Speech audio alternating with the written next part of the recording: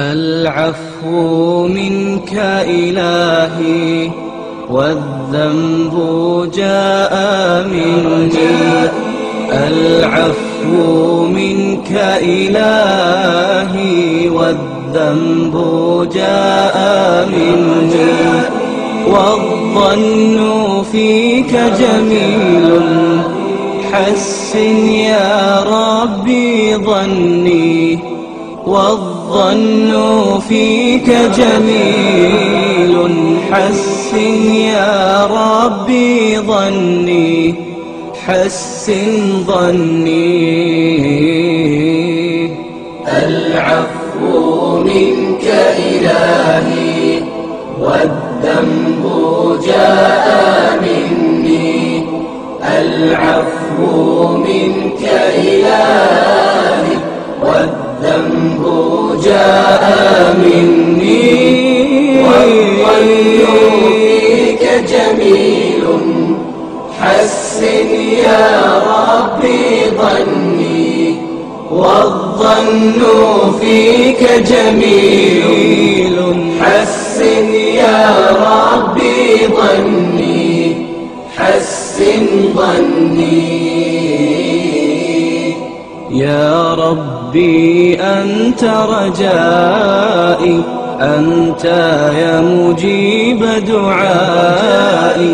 يا ربي أنت رجائي، أنت يا مجيب دعائي. اغفر يا ربي ذنوبي واستر يا ربي عيوبي. اغفر يا ربي ذنوبي واستر يا ربي عيوبي. أنت مولاي ارحمني واعف عني. أنت يا معين أعني. ارحمني واعف. إن الحمد لله نحمده ونستعينه ونستغفره ونعوذ بالله من شرور أنفسنا ومن سيئات أعمالنا. من يهده الله فلا مضل له ومن يضلل فلا هادي له. أشهد أن لا إله إلا الله وحده لا شريك له وأشهد أن محمدا عبده ورسوله. أما بعد، أعوذ بالله من الشيطان الرجيم. بسم الله الرحمن الرحيم. قل هو الله أحد الله الصمد لم يلد ولم يولد ولم يكن له كفوا أحد.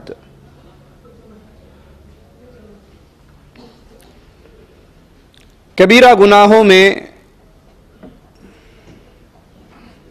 एक बहुत बड़ा गुनाह पड़ोसियों को तकलीफ देना।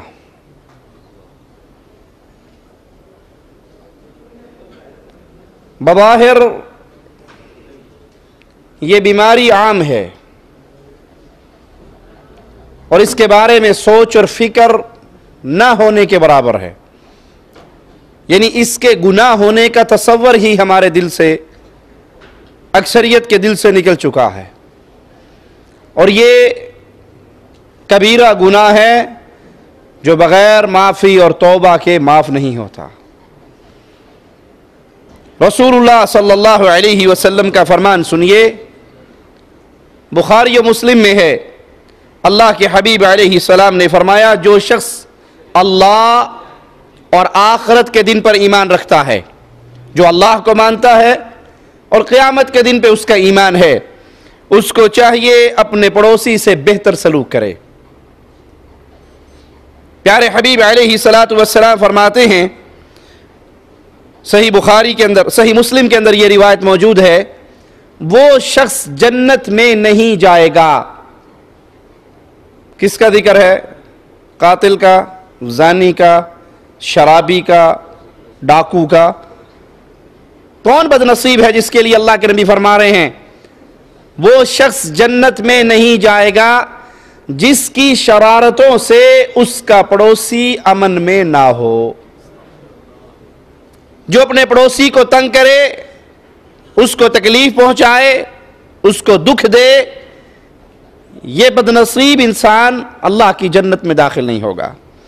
सही बुखारी में है, प्यारे हबीब अलैहिस्सलातु वस्सलाम ने फरमाया, अल्लाह की कसम वो शख्स मोमिन नहीं।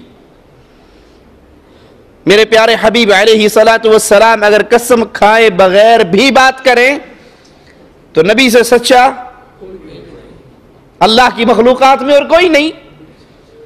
और यहां प्यारे हबीब अलैहिस्सलातु वस्सलाम कसम उठाकर कह रहे हैं, अल्लाह की कसम वो शख्स मोमिन नहीं, अल्लाह की कसम वो शख्स मोमिन नहीं, अल्लाह की कसम वो शख्स मोमिन नहीं। यानी उस बदनसीब को 3 मरतबा अल्लाह के नबी ने कसम उठाकर कहा कि वो मोमिन नहीं। अर्ज किया गया, या रसूल अल्लाह सल्लल्लाहु अलैहि वसल्लम वो कौन है, किस बदनसीब के बारे में आप कसम उठाकर 3 मरतबा कह रहे हो कि वो मोमिन नहीं? फरमाया, जिसका हमसाया उसकी शरारतों से महफूज ना हो। अब तो रूटीन है, कचरा उठाया पड़ोसी के दरवाजे पे फेंक दिया,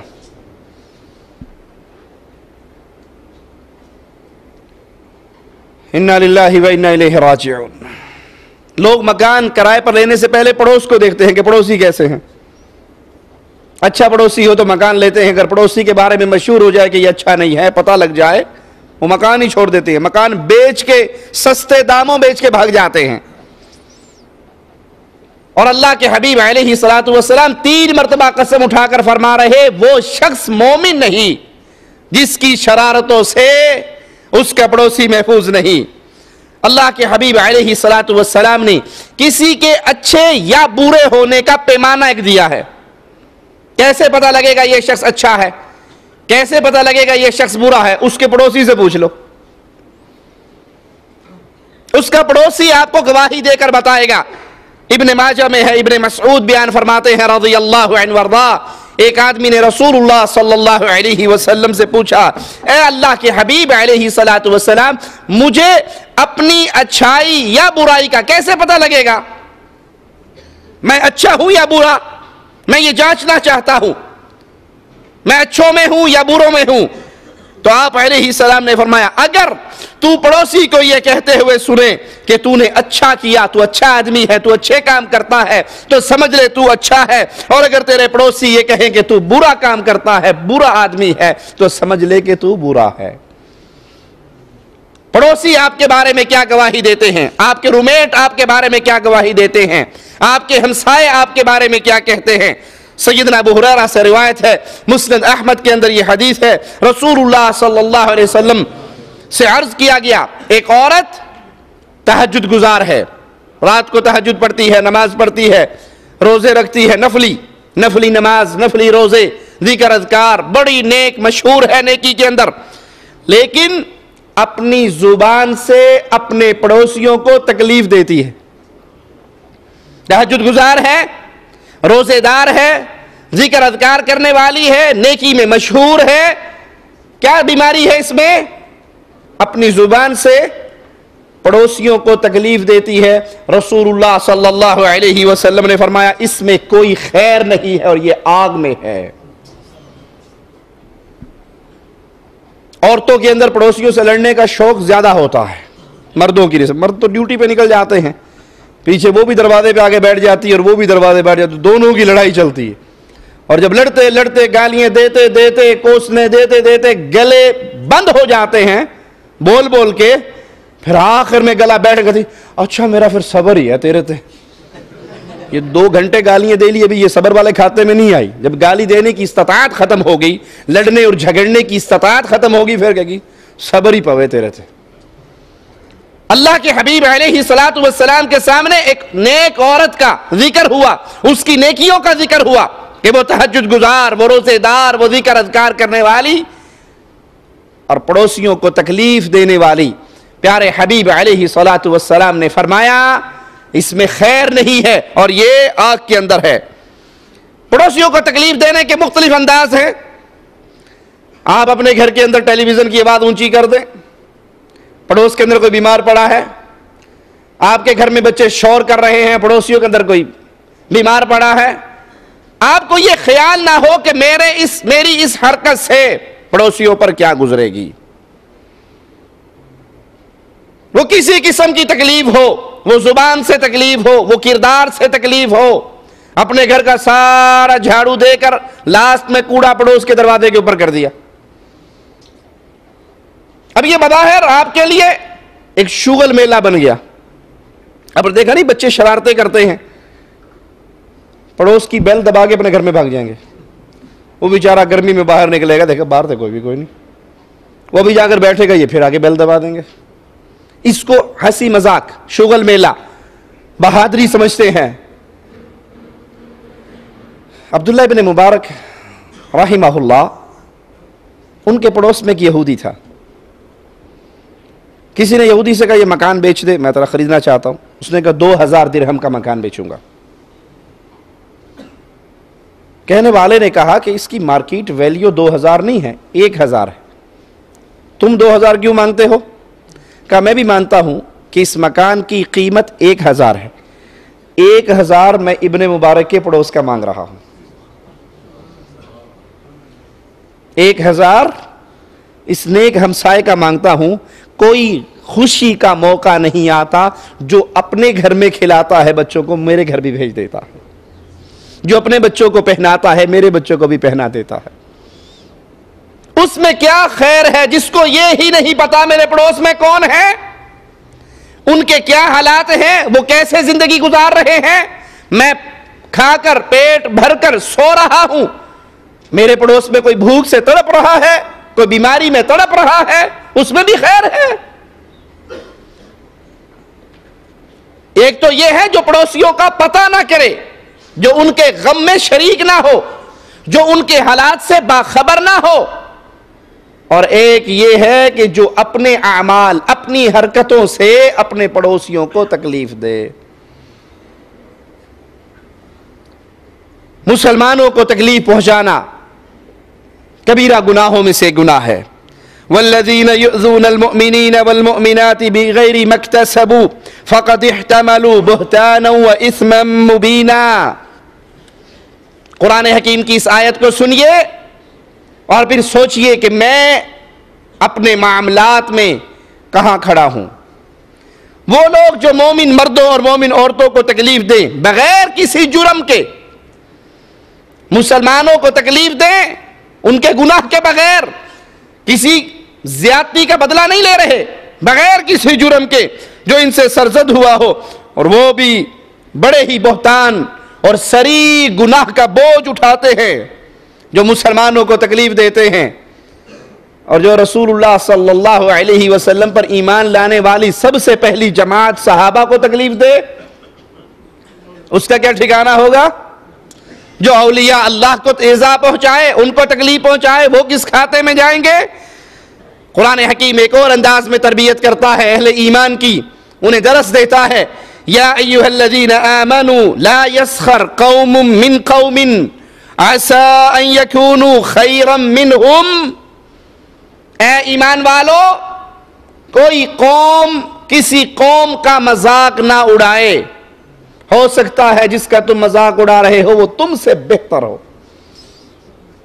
हमारे यहां तो पूरी पूरी कौम की गीबतें होती है ना। कोई पठानों के लतीफे सुनाने लग जाए तो वो 1 घंटा 2 घंटा पठानों के लतीफे सुनाता रहेगा, कोई आराइयों के सुनाता रहेगा, कोई राजपूतों के सुनाता रहेगा, कोई पंजाबियों के, कोई सिंधियों के, पूरी पूरी कौम का मजाक। ये तो पंजाबी है, पंजाबी होते ही ऐसे, ये पाकिस्तानी सारे ही ऐसे होते, ये इंडियन है, इंडियन होते ही ऐसे, ये हैदराबादी मियां इनका क्या पूछना, ये तो होते ही ऐसे। अब ये पूरी कौम का मजाक है। आपको तकलीफ एक आदमी से हुई और आपने रगड़ दिया पूरी कौम को। और कुरान मना कर रहा है कोई कौम दूसरी कौम का मजाक ना उड़ाए। हो सकता है तुम रात सोकर गुजारते हो और ये मुसल्ले पर रब को मनाते हुए गुजारता हो। तुम्हारे अमाल और इसके अमाल का किसको खबर है? अल्लाह के दरबार में कौन ज्यादा प्यारा है? वला निसाउम मिन निसाइन असा अन यकुन्न खैरम मिनहुन। और यहां औरतों को अल्लाह ने खास तौर पे अलग जिक्र किया। कि कोई औरत किसी औरत का मजाक ना उड़ाए। हो सकता है जिसके खिलाफ तुम जुबान दराजी कर रहे हो उसको तुम हकीर जान रहे हो, अल्लाह के यहां उसकी इज्जत उसकी शान तुमसे बेहतर हो। वला तलमिजू अनफुसकुम वला तनाबजू बिल अलक़ाब बिअसल इस्मुल फुसूक बअदल ईमान वमन लम यतुब फउलाइका हुमुज़ ज़ालिमून। आप इसमें एक दूसरे को ऐब ना लगाओ, ना किसी को बुरे नाम से याद करो, बुरा लक़ब ना दो। ये भी आप बीमारी है, किसी का उल्टा नाम रख देना, उसका नाम बिगाड़ देना, उसको बुरे नामों से पुकारना, उसके अंदर ऐब तलाश करना। ईमान के बाद गुनाह फिस्क बुरा नाम है, और जो तौबा ना करे वही जालिम लोग हैं। बुखारी और मुस्लिम में है, रसूलुल्लाह सल्लल्लाहु अलैहि वसल्लम ने फरमाया, क़यामत के दिन दर्जे और एतबार में, मकाम और एतबार में सबसे बुरा आदमी वो होगा जिसके शर से बचने के लिए रोग किनारा कर लें।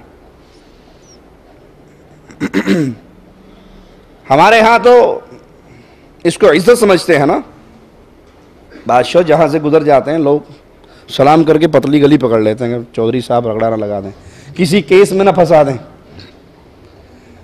जिसके शर से बचने के लिए पब्लिक उससे दूर हो जाए, उसकी शक्ल देख के रास्ते बदल ले, यह बज़ाहिर दुनिया की निगाह में तो बड़ा कर्रो फर वाला है, बड़ी सलाहियतों वाला है। हकीकत के अंदर प्यारे हबीब जनाब मोहम्मद करीम सल्लल्लाहु अलैहि वसल्लम फरमाते हैं, ये क़यामत के दिन दर्जे के एतबार से बुरा आदमी है जिसकी शरारतों से, जिसके शर से बचने के लिए लोग उसके मुंह ही नहीं लगते। पता लग जाए फला मजलिस में फला आदमी आ रहा है, कहते यार छोड़ो परे, वहां जाके बेइज्जती करवानी, उसमें जुबान कौन सी बंद करनी अपनी। इसी तरह कबीरा गुनाहों में से गुनाह मुसलमानों से ताल्लुक तोड़ लेना, कता ताल्लुक करना। सही मुस्लिम में है, रसूलुल्लाह सल्लल्लाहु अलैहि वसल्लम ने फरमाया, पीर और जुमेरात, सोमवार और जुमेरात, इस दिन 2 दिनों में जन्नत के दरवाजे खोल दिए जाते हैं। इसीलिए रसूलुल्लाह सल्लल्लाहु अलैहि वसल्लम इन 2 दिनों में रोजा रखा करते थे, पीर के दिन भी और जुमेरात के दिन भी। इन 2 दिनों में जन्नत के दरवाजे खोले जाते हैं, हर उस बंदे के गुनाह माफ कर दिए जाते हैं जिसने अल्लाह के साथ शिरक नहीं किया होता। हर मवाहिद के गुनाह माफ होते हैं, मुशरिक के गुनाह, अल्लाह के साथ शिरक करने वाला, अल्लाह की ज़ात और सिफात और इबादत में किसी और को हिस्सेदार बनाने वाला, इसके गुनाह माफ नहीं होते। और सिवाय उस आदमी के जिसके उसके मुसलमान भाई के साथ कता ताल्लुकी हो, दुश्मनी हो। 2 मुसलमान भाई हैं, आप इसमें बोलचाल बंद है, ताल्लुक खत्म है, इन दोनों के बारे में भी कहा जाता है ना मुशरिक के गुनाह माफ होते हैं, ना वो 2 मुसलमान जो आप इसमें बाइकाट कर चुके हैं उनके बारे में कहा जाता है इनको मोहलत दे दो यहां तक कि ये सुलह कर ले, और जब तक ये सुलह नहीं करते इनके गुनाह माफ। अब जरा सोचिए कितने हैं जिनकी नाराजगियों का सिलसिला चल रहा है। मैं उससे नहीं बोलता, क्यों नहीं बोलते? मैं सलाम की तस्वीर ने जवाब ही नहीं देता, मैं कुछ दाने लेना दे करूं, उसके बाद मैंने उसको मुंह लगाना ही छोड़ दिया। बड़ी बहादुरी किया आपने, बड़ा कमाल किया।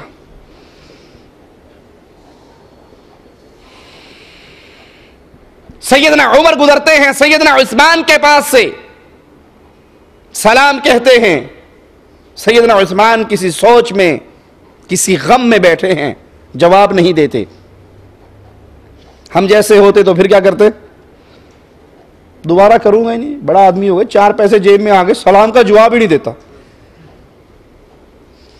घर पे दरवाजे पर गाड़ी खड़ी है आपकी, बेल बजाई, कोई बंदा नहीं निकला। बाजी जब तक पैसे नहीं थे आकर बैठा करता था हमारे पास, अब 4 पैसे आ गए, गाड़ी खड़ी है, बेल दी है, बाहर ही नहीं निकला। भाई हो सकता है उसकी गाड़ी खराब हो, वो लेमेजीन में कहीं गया हो, वो पैदल बकाले पे गया हो, कोई दोस्त उसको आगे ले जा कर कहीं काम से चला गया हो। गाड़ी होना कोई दलील तो नहीं है कि बंदा घर में है। इन छोटी छोटी बातों से अपने दिल के अंदर अपने भाइयों के खिलाफ नफरतें रखकर बाइकाट कर देना, ये कोई अच्छा काम नहीं। सैयदना उमर ने अबू बकर सिद्दीक रज़ी अल्लाह अन्हु के सामने दरख्वास्त पेश की, मैंने अपने भाई को सलाम किया, मेरे भाई ने जवाब नहीं दिया, अगर मुझसे नाराज है तो मैं माफी मांगता हूं।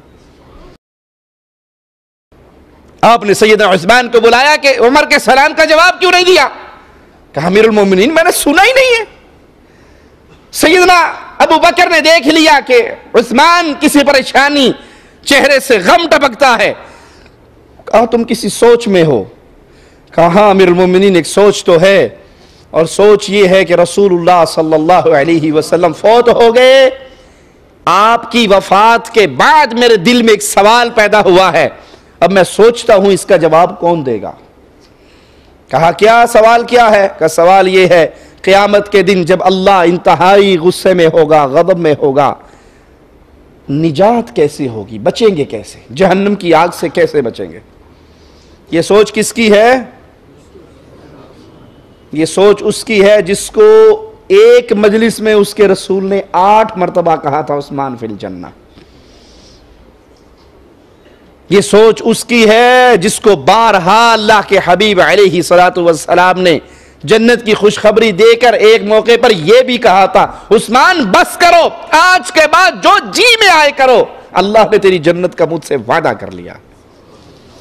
उसकी सोच है कि नबी फौत हो गए, क़यामत के दिन जहन्नम की आग से बचने का जरिया क्या होगा?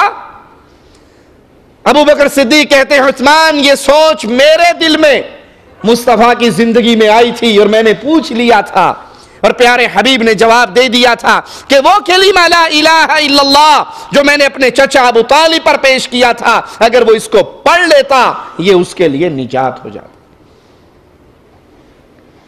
अबू दाऊद में है रसूलुल्लाह सल्लल्लाहु अलैहि वसल्लम ने फरमाया किसी मुसलमान के लिए जायज नहीं कि वो 3 दिन से ज्यादा अपने भाई से कता ताल्लुक करे, 3 दिन से ज्यादा बोलचाल बंद करे, बाइकाट करे, उसका मुंह देख के इधर मुंह कर ले, उसके सलाम का जवाब ना दे, वो हाथ आगे बढ़ाए सलाम करने के लिए तो इधर हो जाए। किसी मुसलमान के लिए जायज नहीं कि वो 3 दिन से ज्यादा ताल्लुक खत्म करे, और अगर ऐसे करे, अगर कोई 3 दिन से ज्यादा मुसलमान भाई कलमा गो मुसलमान मवाहिद उससे कदा ताल्लुक करता है और इसी हालत में उसकी मौत आ जाती है तो यह जहन्नम में जाएगा। हमारे यहां तो इसको गैरत समझा जाता है ना, बहादुरी समझा जाता है जी, बड़ा गैरतमंद है जी, बड़ा गैरतमंद है, फला ने इसके साथ फला वक्त ये बात की थी, ये नहीं भूलता, इसे याद है, अब वो नाक से लकीरें भी निकाले तो ये उसके सलाम का जवाब नहीं देता, इसकी बड़ी गैरत है। ये गुनाह पर गैरत है, ईमान पे गैरत नहीं है। अगर कोई शख्स 3 दिन से ज्यादा मुसलमान भाई से ताल्लुक तोड़ता है और प्यारे हबीब मोहम्मद करीम फरमा रहे हैं सल्लल्लाहु अलैहि वसल्लम इसी हालत में मौत आ जाती है तो मुसलमान से ताल्लुक तोड़ने वाला जहन्नम में जाएगा। अबू दाऊद में है प्यारे हबीब अलैहि सलातु वस्सलाम का फरमान, जरा सुनिए। आप किसी से पूछें, आप किसी से सवाल करें कि आपने कितने कत्ल किए हैं, और वो शरीफ आदमी हो, दीनदार आदमी हो, बाशरा आदमी हो, तो उसको गुस्सा नहीं आएगा? तो कहेगा मुझे कातिल समझा, आपने मुझसे सवाल करते हो, मैं शरीफ बंदा हूं, नेक बंदा हूं, सादा सा आदमी हूं, किसी से लड़ाई नहीं, किसी से झगड़ा नहीं। आइए एक खुफिया कत्ल हदीस हमें बताती है वो क्या है। जो शख्स अपने मुसलमान भाई से 1 साल तक कता ताल्लुक रखे, 1 साल हो गया, बोलचाल बंद है, ना खत के जरिए, ना फोन के जरिए, ना सलाम, ना दुआ, ताल्लुक टूटा हुआ, मरना जीना खत्म किया हुआ, 1 साल गुजर गया। रसूल करीम सल्लल्लाहु अलैहि वसल्लम फरमाते हैं किसी मुसलमान भाई से 1 साल तक कता ताल्लुक कर लेना गोया उसको कत्ल कर देने के बराबर है। और यहां दोस्तों दोस्त लोग माँ बाप से साल साल गुजर जाते हैं। मेरी मां ने फला वक्त मेरी बीवी को यह कहा था, मेरे बाप ने फला वक्त मेरी बीवी को यह कहा था। तूने बीवी के पेट से जन्म लिया है या मां के पेट से जन्म लिया है? बीवी 1 नहीं, 2 नहीं, 3 नहीं, दर्जनों मिल जाएंगी, बीवियां दर्जनों मिल जाएंगी, मर जाए तब मिल जाए, तलाक हो जाए तब मिल जाए। अरे हमने तो ऐसे ऐसे वाकयात पढ़े हैं, 80-80, 90-90 साल के लोग शादियां करते हैं, बीवियां मिल जाती हैं, लेकिन मां मर जाए तो मां नहीं मिलती, बाप मर जाए तो बाप नहीं मिलता। मां बाप एक ऐसा बाग है, इसकी रखवाली कर लो, इसकी खिदमत कर लो, इस साए के ढलने से पहले पहले इस साए से फायदा उठा लो। वो बदनसीब जो अपनी मां बाप की खिदमत ना कर सके और मां बाप को नाराज करते हुए इस दुनिया से भेज दिया, अब वो रोता रहे, पीटता रहे, चीखता रहे, उसके रोने का कोई फायदा है? बीवियों के पीछे लग के, दोस्तों के पीछे लग के, रिश्तेदारों के पीछे लग के मां बाप से ताल्लुक तोड़ लेने वाला बदनसीब इंसान है। बाप जन्नत का दरवाजा है, मां जन्नत की दरवाजा है। बदनसीब है वो जिसने मां बाप को या दोनों में से किसी एक को बुढ़ापे में पाया, फिर खिदमत करके रब की जन्नत नहीं कमाई, ये बदनसीब है। मैंने आज तक किसी हदीस में नहीं पढ़ा कि किसी ने बूढ़ी सास को पाया हो और खिदमत करके जन्नत ना पाई हो, बदनसीब है। सूसर की खिदमत करके जन्नत ना पाई हो, बीवी की खिदमत करके जन्नत ना पाई हो। खिदमत का जिक्र आया है तो मां बाप का आया है। आम मुसलमान कलमा गो भाई से 1 साल का ताल्लुक तोड़ लेने वाला गोया उसके कत्ल करने वाले मुजरिम की तरह है। और जो मां बाप से ताल्लुक तोड़ ले, जो बहन भाइयों से ताल्लुक तोड़ ले जमीन के चंद टुकड़ों की वजह से, मेरे बाप ने मेरे फला चीज दी, मुझे नहीं दी, अगर उसने देने में ज्यादती की है तो वो क़यामत के दिन गुनाहगार होगा। तेरा तो बाप है, तू तो उससे अपना रिश्ता बरकरार रख। हां, अगर कता ताल्लुक का सबब अल्लाह का दीन है, अगर ताल्लुक तोड़ने का सबब ला इलाहा इल्लल्लाह है, तो इस पर गुनाह नहीं है, बल्कि यह तो अल्लाह की मोहब्बत का एक जरिया है। बाप कहता है कि शिर्क करो, मां कहती है कि शिर्क करो, कब्रों पे सजदे करो, कब्रों का तवाफ करो, 11वीं का खत्म दिलवाओ, उर्स और मेलों पे जाओ, शिरकिया आमाल करो, तो मां बाप हो या रिश्तेदार हो या अजीज हो, उनकी ये बात तस्लीम नहीं करनी। लेकिन मेरा जुमला याद रखना, मां बाप खिलाफ शरीयत हुक्म दे, नहीं मानना, उसके बावजूद न मां के साथ बदतमीजी जायज है, न बाप के साथ ऊंची आवाज से बोलना जायज है। अगरचे आपके मां बाप यहूदी हो, ईसाई हो, हिंदू हो, मजूसी हो, काफिर हो, अल्लाह के दुश्मन हो, लेकिन एक हक मां बाप का बाकी रहेगा। न मां के साथ बदतमीजी कर सकते हो, जुबान दराजी कर सकते हो, ऊंची आवाज में बोल सकते हो, न बाप की बेइज्जती कर सकते हो। कुछ लोग जोश में आके दीन की गैरत खा के, मेरा बाप कब्रों पे जाता है तो मेरी उससे लड़ाई रहती है। कब्रों पे जाने से रोकिए बाप को। अगर वो कब्रों पे सजदे करने जाता है, अगर वो कब्रों का तवाफ करने जाता है, अगर वो मुर्दों को मुश्किल कुशा समझ के पुकारता है, कायनात में नेकियों में सबसे बड़ी नेकी मां बाप के साथ ये है। अगर वो शिर्क पर है, बिदआत पर है, तो उन्हें तौहीद के रास्ते पे चलाने की कोशिश करो। लेकिन अगर वो ना चले, अगर वो ना माने, अगर वो आपकी दावत को ठुकराए, तो क्या उनसे लड़ना है? क्या उनके साथ आवाज ऊंची करनी है? क्या उनके साथ बदतमीजी करनी है? क्या उनके खर्चे बंद करने हैं? खिदमत वाला हाथ उठाना है? अगर वो काफिर भी है तब भी उनकी खिदमत आप पे वाजिब है। अगर वो मुशरिक भी है तब भी उनकी खिदमत आप पर वाजिब है। सारे हक खत्म हो जाए, बाप का हक तो रहेगा, मां का हक तो रहेगा। जिस इंसान की तबीयत में सख्ती हो, जुबान में सख्ती हो, तबीयत सख्त रखने वाला, जुबान सख्त रखने वाला कबीरा गुनाह का इर्तिकाब करता है। अबू दाऊद में है, रसूलुल्लाह सल्लल्लाहु अलैहि वसल्लम ने फरमाया, सख्त कलाम करने वाला, सख्त तबीयत वाला, झगड़ालू आदमी जन्नत में दाखिल नहीं होगा। जिसके अंदर अल्लाह का डर पैदा हो जाए, उसकी तबीयत में नरमी आ जाती है। उसे कोई तकलीफ दे भी दे तो वो उसको दुआएं देता है, माफी मांगने पे माफ कर देता है। और जो अड़ियल मिजाज बंदा हो, अखड़ मिजाज बंदा हो, बंदा गुजरता हुआ 1 मीटर छोड़ गुजरता है, यानी मोटा भी लाग गया ने चंड मार देनी। अब वो अपने आप के अंदर अपने आप को बहुत कुछ समझता है, मैं जान है, कोई देखे से मैं उसको डिल्ली निकाल दूंगा, कोई उंगली उठाए मैं काट दूंगा। अब बज़ाहिर ये बहुत बड़ा बन रहा है, ये बड़ा बहादुर बन रहा है, ये माशरे के अंदर बड़ा अकड़ के चलता है कि मेरी हैबत ऐसी है, कोई मुझसे ऊंची आवाज में बात नहीं करता, कोई मेरी तरफ घूर के नहीं देखता, कोई मुझे उंगली के इशारे से नहीं बुलाता। बादशाह हैबत इतनी है, डर मेरा इतना है, लोग मेरी तबीयत को जानते हैं, मैं चल रहा होता हूं रास्ता छोड़ के साइडों से भी गुजरते हैं। आप इसको अपने लिए शर्फ समझ रहे हो, अपनी झगड़ालू तबीयत को, अपनी सख्त तबीयत को, अपनी सख्त जुबान को। और रसूलुल्लाह सल्लल्लाहु अलैहि वसल्लम गवाही दे रहे हैं कि झगड़ालू आदमी, सख्त गो आदमी, सख्त तबीयत वाला आदमी जन्नत में दाखिल नहीं होगा। एक तो है आपकी सख्ती अल्लाह की शरीयत के लिए, ये तो मबरूक है, मुबारक हो आपको, खुशखबरी है आपके लिए कि आप में ईमान की गैरत है।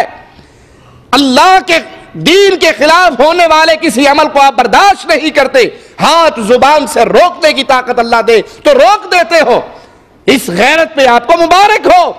लेकिन अपने जाती मामलात के अंदर अगर आपकी तबीयत झगड़ालू, लड़ाई पसंद करने वाली, बदतमीजी करने वाली, जुबान दराजी करने वाली है, तो फिर अपनी इस्लाह कीजिए कि यह बीमारी आपके अंदर बहुत गंदी बीमारी है। रसूलुल्लाह सल्लल्लाहु अलैहि वसल्लम अपनी जात के लिए कभी किसी से इंतकाम न लेने वाले।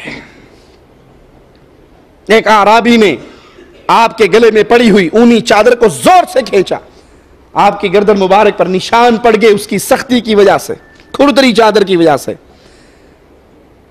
और वो कह क्या रहा है, ऐ मोहम्मद सल्लल्लाहु अलैहि वसल्लम, अल्लाह के माल में से मेरा हिस्सा दो। आपने जब मुड़ के उसकी तरफ देखा तो आपके चेहरे पर मुस्कुराहट खेल रही है।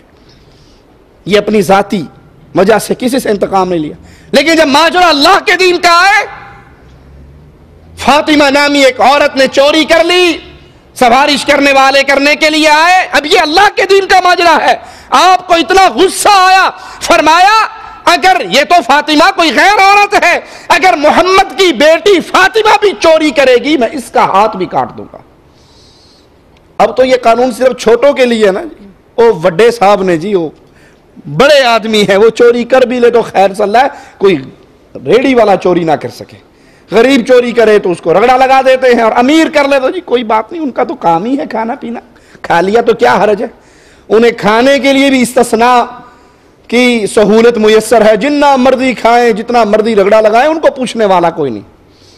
रसूल करीम सल्लल्लाहु अलैहि वसल्लम ने इसी फरमान में, इसी मौके पर फरमाया, पिछली कौमों की हलाकत की वजह यह थी जब बड़ा आदमी गुनाह करता उस पर हद कायम ना होती, और जब गरीब आदमी, कमजोर आदमी कोई गुनाह कर लेता उस पर हद कायम हो जाती। आप देखते नहीं दरख्तों को फल लग जाए, आम का बूटा देख लें, आम के जब फल लग जाते हैं वो झुकता है नहीं झुकता, झुक जाता है। और आपने कभी देखा है सफेदे का बूटा, वो झुका होता है या टोंड मोंड सीधा?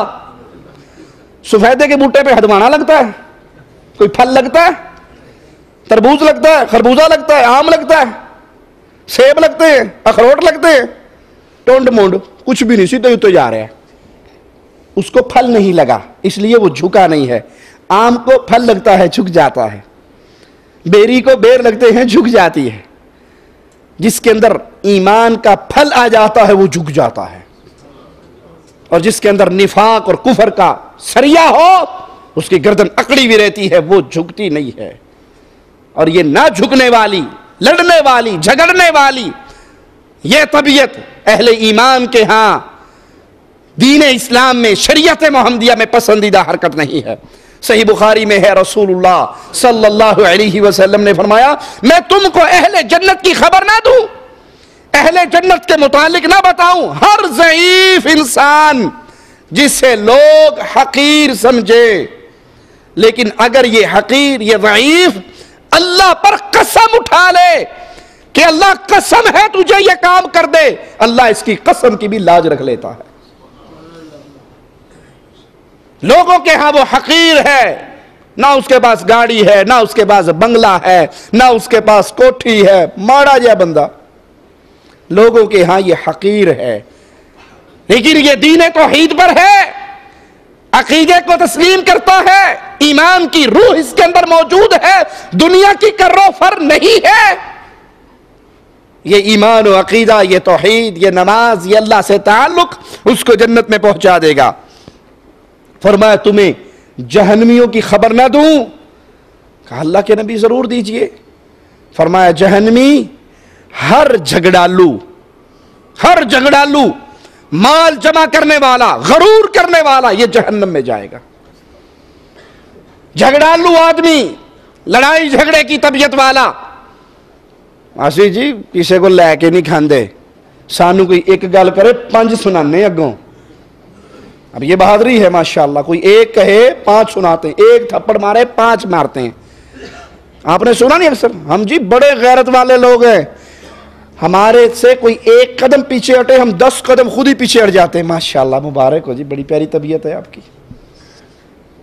और अल्लाह के नबी फरमा रहे हर झगड़ालू माल जमा करने वाला, जिस माल को वह अल्लाह के रास्ते पे खर्च नहीं करता, और तकब्बुर और गरूर करने वाला, ये जहन्नम में जाने वाला है। जिसको लोग कमजोर समझते हैं, माड़ा बंदा समझते हैं, अगर वो ईमान वाला है, अकीदे तौहीद को मानने वाला है, इस्लाम पे अमल करने वाला है, तो ये कमजोरी जो लोगों के यहां उसकी कमजोरी का सबब है, वो अल्लाह के यहां कमजोर, अल्लाह की जन्नतों का मेहमान है। तिरमिज़ी में है, रसूल करीम सल्लल्लाहु अलैहि वसल्लम ने फरमाया क़यामत के दिन मोमिन के मीज़ान में सबसे भारी चीज, हदीस सुनिएगा और अल्लाह से दुआ है, अल्लाह सबसे पहले कहने वाले को अमल की तौफीक अता फरमाए, फिर हर सुनने वाले को अमल की तौफीक अता फरमाए। मीज़ान में, तराजू में सबसे भारी चीज क्या होनी चाहिए? वैसे सदका खैरात, तहज्जुद की नमाज, जिहाद फी सबीलिल्लाह, चंदा बोझ देने वाला हो, सबसे भारी चीज क्या है? प्यारे हबीब फरमाते हैं क़यामत के दिन मोमिन बंदे की तराजू में जिस चीज का वजन सबसे ज्यादा होगा वो उसका अच्छा अखलाक होगा। ये नहीं है कि आप किसी को, कोई आपको ऐ करे और अभाव करके पड़े उसे, तुम ऐ के कहती मैं कटा तुम्हें, ये अखलाक है। बंदा डरता है कि यार इससे ना बस टू दी पॉइंट बात करनी है, अगर थोड़ी सी आगे पीछे होगी तो ये मशहूर जुमला है, कहते जी हमारी जुबान कम चलती है, हमारे हाथ ज्यादा चलते हैं। रसूल करीम सल्लल्लाहु अलैहि वसल्लम ने एक सहाबी को देखा, वो अपने गुलाम को मार रहे और आप पीछे से उन्हें रोकते हुए आ रहे, रुक जाओ रुक जाओ रुक जाओ। अब वो गुस्से के अंदर उसकी पिटाई कर रहे हैं। अल्लाह के हबीब सल्लल्लाहु अलैहि वसल्लम जब करीब आए, उस सहाबी ने रसूल करीम को देखा, अपना कोड़ा फेंक दिया, दुर्रा फेंक दिया, लाठी फेंक दी। आपने एक ही जुमला कहा, जितनी तुझे इस पे कुदरत है, तू इसको, तेरा गुलाम है, जितना मर्जी पीट ले, तुझे जितनी इस पे कुदरत है, तेरे अल्लाह को तुझ पे इससे ज्यादा कुदरत है। सहाबी का दिल, वो ईमान वाले लोग थे। हम तो सुनने के बाद भी एक दफा सुभान अल्लाह, घर जाके फिर वैसे के वैसे। वो अहले ईमान थे, डर उठे, अल्लाह के नबी मैं इसको अल्लाह के लिए आजाद करता हूं,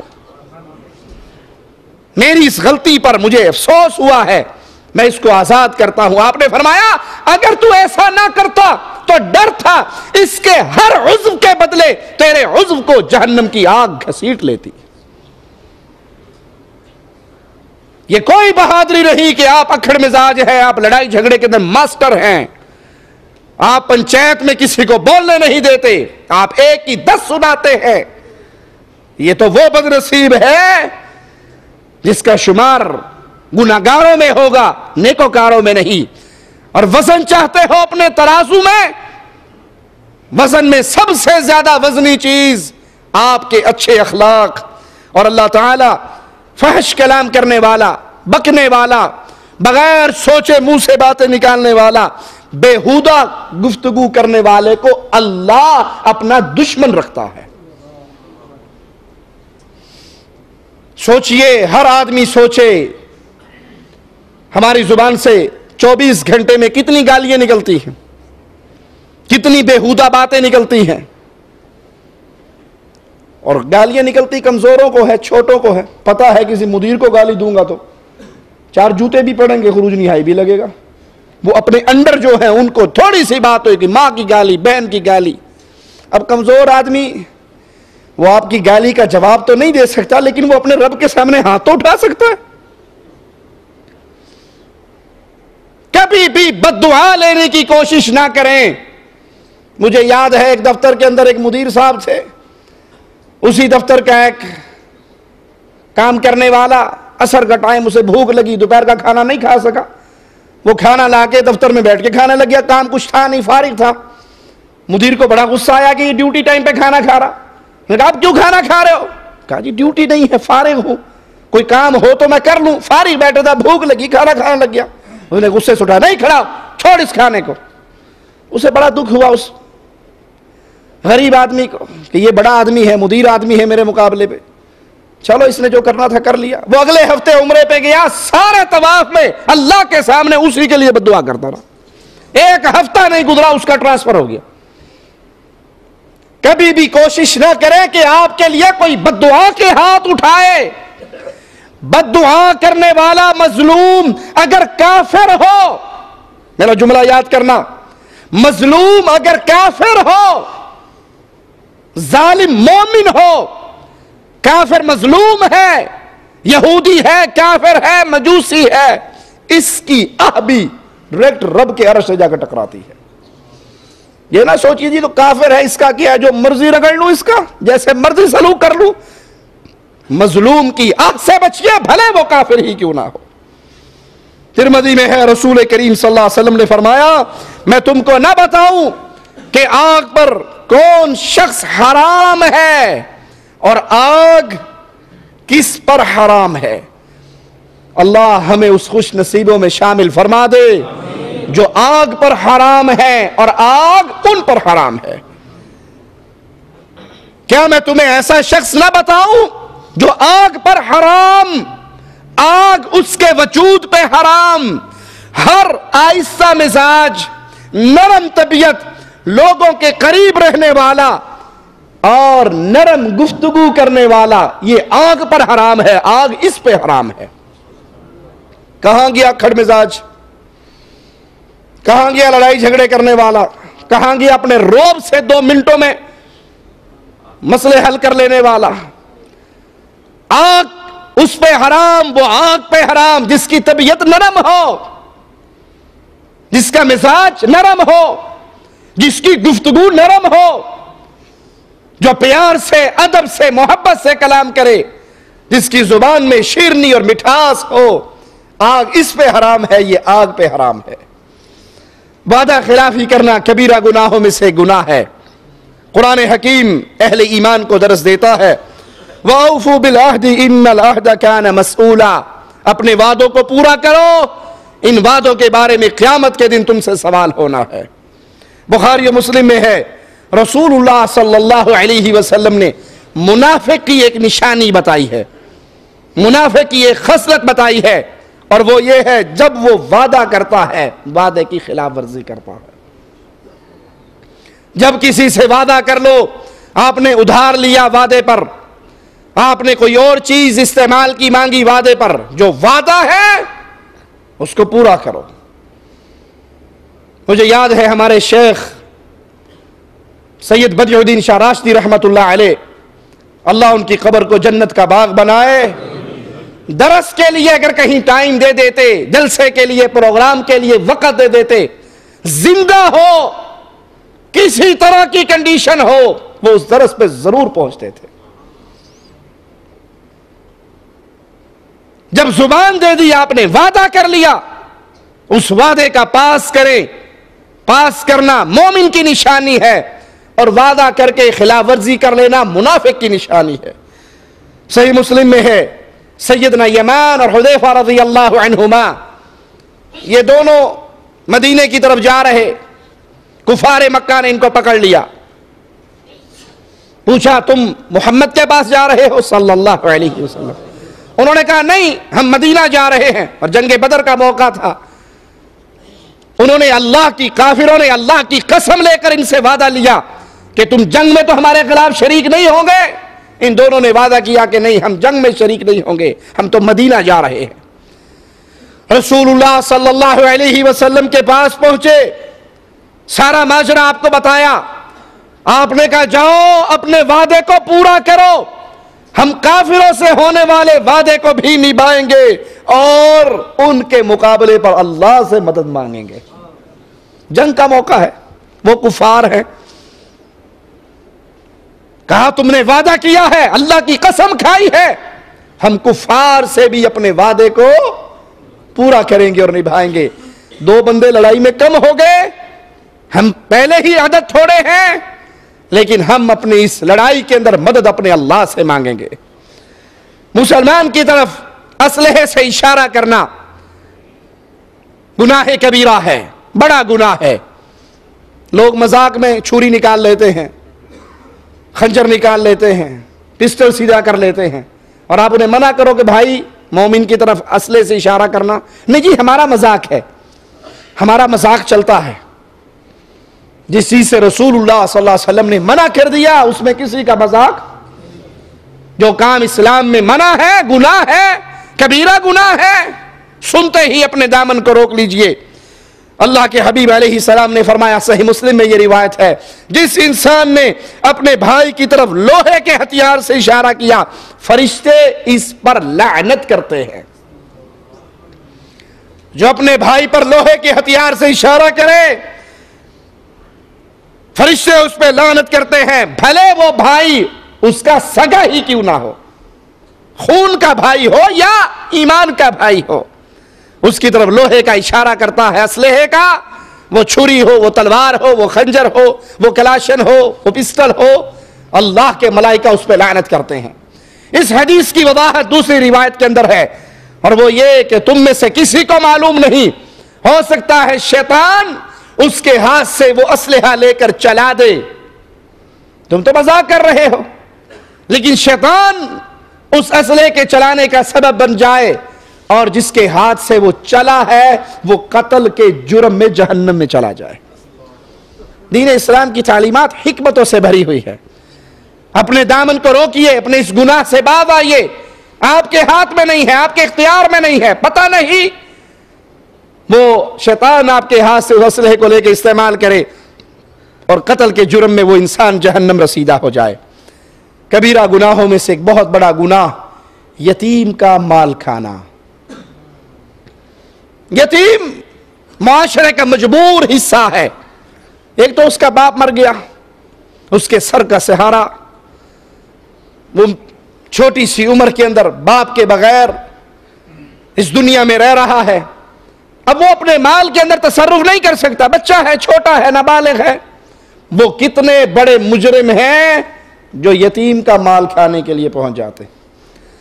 यतीम का माल खाने के कई तरीके हैं। कुछ तो ऐसे जालिम चचा और ताया होते हैं, रिश्तेदार होते हैं, जो भाई के फौत होते ही भाई के सारे माल पे कब्जा करके यतीम भतीजों भांजों को महरूम कर देते हैं। एक तो यह तरीका है जुल्म का, और कुछ इस्लाम की चादर में चोरी करने के लिए, यतीम का माल खाने के लिए चोला इस्लाम का पहन लेते हैं और यतीम के घर पहुंच जाते हैं। तेरा प्यो मर गया है? हाँ जी मौलवी साहब जान रात फौत हो गई, पहले दिन के ख़त्म की तैयारी करो। अब पहले तो उसका बाप मर गया है, 10 बकरे ला के देगे चढ़ाकर मौलवी का पेट भी भरेगा। अब वो पहले दिन का ख़त्म, तीसरे का ख़त्म, 7वें का ख़त्म, 9वें का ख़त्म, 10वें का ख़त्म, 40वें का ख़त्म, कुल शरीफ, बरसी शरीफ, अल्लाह करे कितने कोई और मर जाएगा, मौलवी का काम चलता रहेगा। याद कर लीजिए मेरे इन जुमलों को, कड़वे होंगे, माफ कर देना, नहीं करोगे, मैंने चंदा तो कभी मांगा नहीं आपसे। ये मौलवियों के घरों में, यतीमों के घरों में आकर खाने के ढोंग हैं। तीजा, नावा, 10वां, 7वां, 40वां, कुल, बरसी, ये सारे तरीके मेड इन इंडिया हैं, मेड इन पाकिस्तान हैं। हिंदुओं से रस्में ली हुई जो चोला इस्लाम का पहनाकर मुसलमानों के घर पहुंच गए।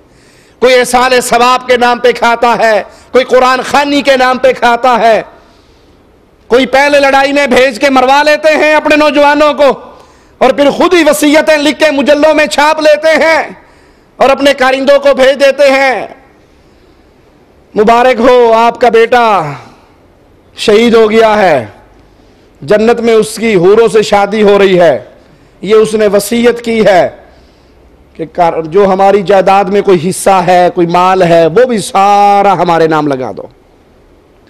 किसी ने खाने का ढोंग किसी तरह बना लिया, किसी ने खाने का ढोंग किसी तरह बना लिया। इसका इस्लाम से कोई रिश्ता नहीं, ना तीजे का, ना सातवें का, ना 40वें का, ना इन झूठी वसीयतों का कि जो जमीन बाकी बची है वो भी हमें दे दो।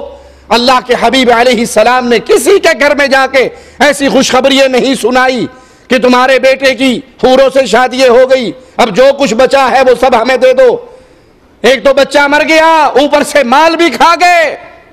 आइए कुरान हकीम बयान फरमाता है, इन्नल्लज़ीना याकुलूना अम्वालल यतामा जुल्मन, जो यतीमों का माल खाता है जुल्म के साथ, बेइंसाफी के साथ, ज्यादती के साथ, इन्नमा याकुलूना फी बुतूनिहिम नारा, ये साले सवाब के नाम पे खाएं, ये तीजे सातवें नामे 10वें 40वें के नाम पे खाएं, ये कुल और रस्म चहलम के नाम पे खाएं, ये बरसी के नाम पे खाएं, ये मरने के बाद हूरों से शादी करवा के झूठी वसीयतों के नाम पे खाए। कुरान बताता है, इन्नमा याकुलूना फी बुतूनिहिम नारा, ये अपने पेट में माल नहीं भर रहे, जहन्नम के अंगारे भर रहे हैं।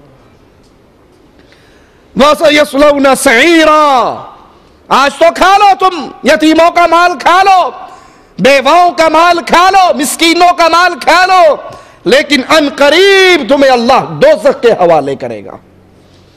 यतीम के साथ अच्छा सलूक कीजिए, उसका ख्याल कीजिए, लेकिन उसका माल नाजायज तरीकों से ना खाइए।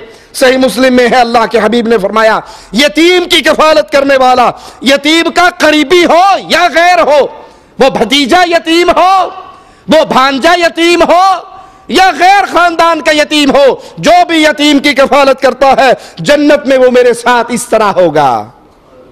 अल्लाह के हबीब सल्लल्लाहु अलैहि वसल्लम इन 2 उंगलियों से इशारा करके फरमाया, यतीम की कफालत करने वाला जन्नत में मेरा इस तरह साथी बनेगा। और जो यतीम का माल खा जाए, जो यतीम के घर में हर जुमेरात को गेड़ा मारे, रूहें आती हैं, तेरे अब्बे की रूहें आनी है, मुर्गे पका के रखना। मौली साहब, रूह मेरे अब्बा की आती है, मुर्गा तुम खा जाते हो, ओनू की लब्ध है, कहता वो खा पी के बाद में मैं उससे मामला सेट कर लेता हूं। ये धोखेबाज है, ये फराडिया है, ये जालिम है, ये यतीम का माल खाने वाला है। बुखारी और मुस्लिम में है, रसूलुल्लाह सल्लल्लाहु अलैहि वसल्लम ने फरमाया, बेवा औरतों, मिस्कीन लोगों की खबरगिरी करने वाला, माशरे के मजबूर लोगों की खबरगिरी करने वाला, अल्लाह की राह में जिहाद करने वाले के बराबर है। कोई बेवा हो जाए, उसका कोई वाली वारिस नहीं, कोई पूछने वाला नहीं, कोई मिस्कीन है, उसका कोई पता करने वाला नहीं, जो उसकी खबरगिरी करता है, उनके घर में खाने पहुंचाता है, वो गोया ऐसे है जैसे अल्लाह के रास्ते में जिहाद कर रहा है। इस क़ियाम करने वाले की तरह है जो सारी रात सुस्ती नहीं करता, बेवा का ख्याल रखने वाला, मिस्कीनों का ख्याल रखने वाला मुजाहिद की तरह है, या उस क़याम करने वाले की तरह है जो अपने क़याम में सुस्ती नहीं करता, और उस रोजा रखने वाले की तरह है जो रोजा रखने में अफ्तारी नहीं करता, मुस्तकिल रोजे रखता है। इसकी हिम्मत है मुस्तकिल रोजे रखना। लेकिन जो इतनी मेहनत का काम करे, जिहाद फी सबीलिल्लाह, रातों का क़याम, दिन के रोजे, ये 3 अजर सवाब मिल सकते हैं यतीमों, बेवाओं, मिस्कीनों की खबरगिरी करके। सही बुखारी में है, रसूलुल्लाह सल्लल्लाहु अलैहि वसल्लम ने फरमाया, अल्लाह ताला ने जिस किसी को उसकी निगरानी में कुछ लोग अता किए हैं, रैयत है उसकी, रियाया है उसकी, वो इस हाल में मरे कि अपने कमजोरों को, अपनी रियाया को धोखा देने वाला हो, तो अल्लाह इस पर जन्नत को हराम कर देता है। अक्सर आपने देखा होगा मामलात के अंदर, बड़ों आदमी के साथ तो इंसान बड़ों के साथ तो झगड़ा नहीं कर सकता, लेकिन जो अपने कमजोर लोग होते हैं, पानी नीचे को बहता है ना, पानी नीचे को बहता, पानी ऊपर नहीं चढ़ता। क्या मायना? किसी बड़े पर तो बस नहीं चलता, लेकिन अपने कमजोरों पे बस चलता है, उन पे जुल्म करता है, ज्यादती करता है। अल्लाह ने अगर किसी को किसी की रियाया में दे दिया, अब ये रियाया वाला अगर अपनी रियाया पे जुल्म करते करते मर गया, अल्लाह के हबीब अलैहिस्सलाम ने फरमाया ये जन्नत में दाखिल नहीं होगा। अगर उसने उनकी खैर खाही की कोशिश नहीं की तो वो उनके साथ जन्नत में दाखिल नहीं होगा। सही मुस्लिम में है, रसूल करीम सल्लल्लाहु अलैहि वसल्लम ने फरमाया, ऐ अल्लाह, जो शख्स इस उम्मत के किसी मामले का वाली बनाया जाए, जो शख्स इस उम्मत के किसी मामले का वाली बनाया जाए, अगर उनके साथ नरमी करे तो अल्लाह तू उसके साथ नरमी कर।